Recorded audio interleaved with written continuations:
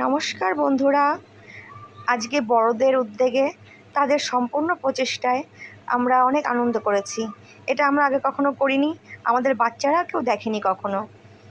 এটাকে বলা হয় হ্যাচড়াই পুজো, যেটা আমাদের মধ্যে হয়তো ছিল না বা আমরা কোনোদিন করিনি, কিন্তু আমাদের বয়োজ্যেষ্ঠ যারা দিদা, মা, এদের সবার প্রচেষ্টায় আমাদের বাচ্চাদেরকে আনন্দ দেওয়ার জন্যে এটা করা। তো পুজো হয়ে গেছে, পাশে একটা পুকুরের মতো করে তার মধ্যে কিছু ফুল দিচ্ছে, আবার কুলো আছে, কুলো করে যে ফুলগুলো আছে সাজানো চারিদিকে, ওগুলো নিয়ে যেতে হবে বড় পুকুরে। সেটাই তোমাদের সবার সঙ্গে শেয়ার করলাম। তোমাদের কাদের কাদের মধ্যে হ্যাচড়াই পুজো হয়, কারা কারা আনন্দ করো, অবশ্যই আমাদের কমেন্ট করে জানাবে।